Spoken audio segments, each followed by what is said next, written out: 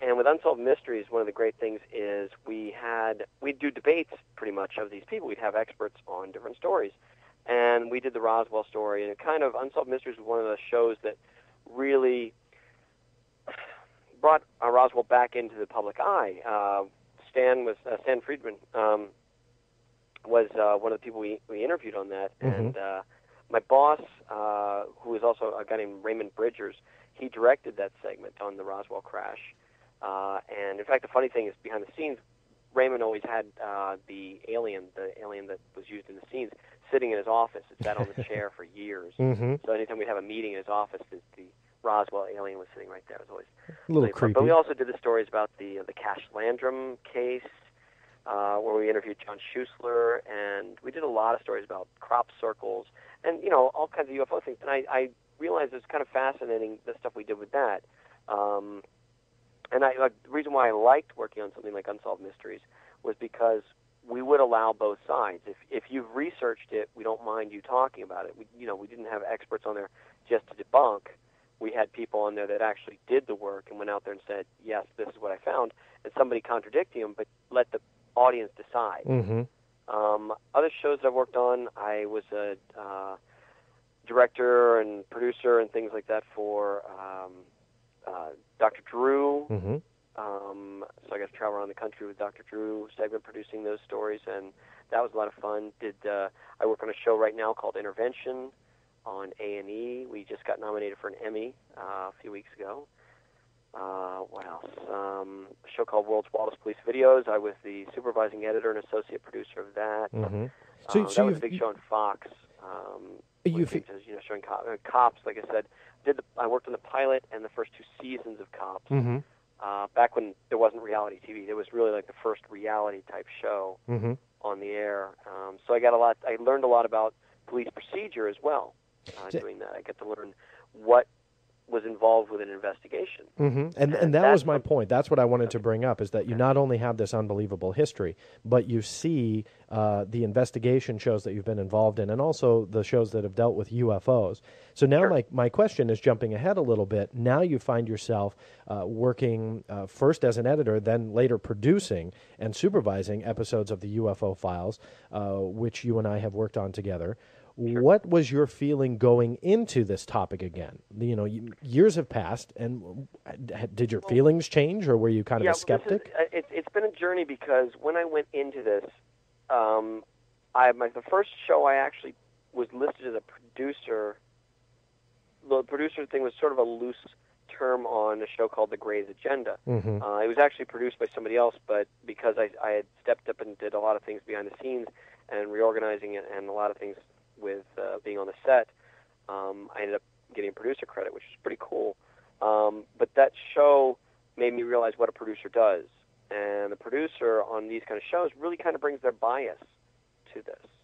And that's where I realized that I could see the bias of the producer we had.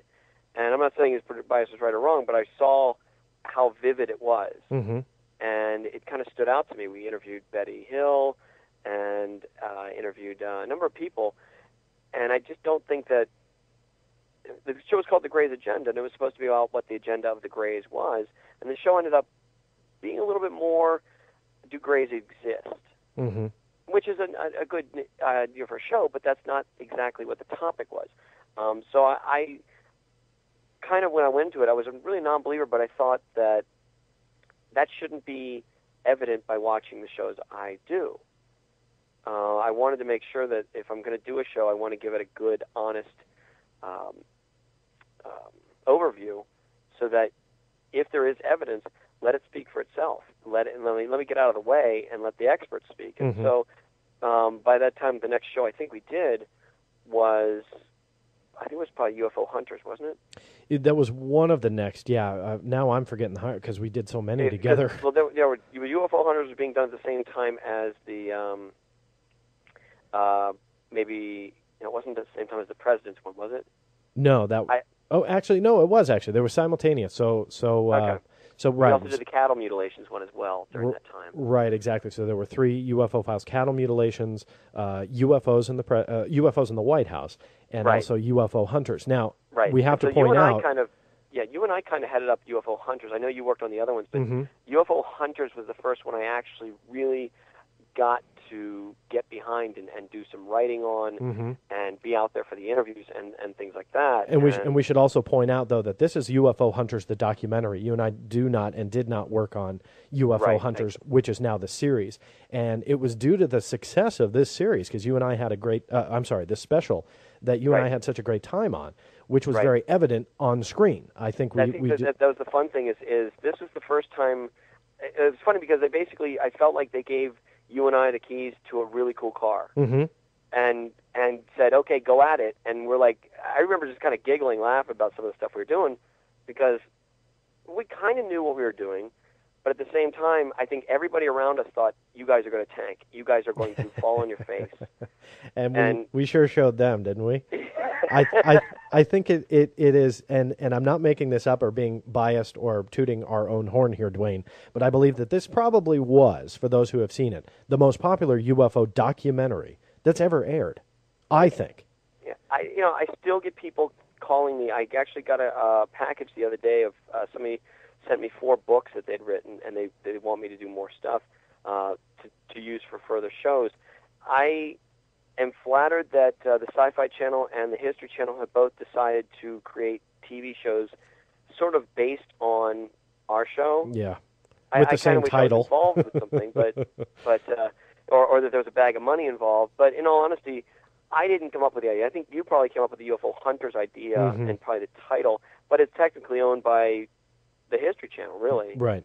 And I know that you and I thought there's a great series here, but I don't think anybody listened to us when we kept saying, there's a series here, there's a series here.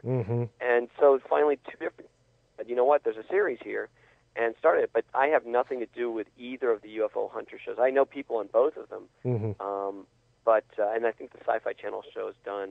But the History Channel, the funny thing about the History Channel one is when they were advertising it, they had a big site on the internet, coming soon, UFO Hunters, and the picture they showed to advertise it was a shot from our UFO Hunters, because it was my sister-in-law, and all the clips they showed were clips from our show. Yeah, it was kind of funny how that unfolded. Was that you and I go, and you were the one that told me about it. But for the background, for those of you who are listening, when they start advertising these shows, to us, they should really advertise the show they're advertising. Instead, they were pulling clips from our show, which is in essence a fully different show. But yes, it was flattering, but it kind of showed us that we were onto something big, and unfortunately we didn't get to take it to the next level. But let me, because we're coming up to our first break here, but I want to ask you real quick, going into UFO Hunters, because this was the first one that you were really able to be hands-on into this topic. Did you think, you know what, this is interesting, but there's nothing to it?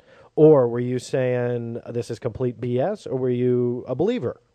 How long do I have, like 30 seconds? Oh, yes. But we'll come back. No, I won't cut you off. Okay, but the bottom line is there were elements in UFO Hunters that started me on a journey, that made me realize, holy moly, and that's, I think, the phrase I used, that there's something to this that I didn't realize. And there's a certain case that we talked about in UFO Hunters, which really turned my head, and I'll go into more detail about that. I'm curious to hear your personal views on that, because I think you and I have yet to really get into detail on that. You're listening to Duane Tudahl, director, producer, editor extraordinaire here in Los Angeles and Hollywood. You'll see his name on many credit lists all over television. Duane Tudahl's coming back right here on the Black Vault Radio. I'm your host, John Greenwald Jr. Stay tuned. There's much more coming up right after this. Welcome back to the Black Vault Radio. I'm your host, John Greenwald Jr. Joining me on the telephone, my dear friend and colleague here in Hollywood, Duane Tudahl, editor, director extraordinaire. Duane, thank you so much for joining us. Now, we were talking a little bit about our experience on UFO Hunters, the documentary. For those of you who haven't seen it, I believe they're still playing it, right, Duane? Sure. Yeah, it does get played quite a bit, yeah. Yeah, so look out for UFO Files, UFO Hunters, the documentary.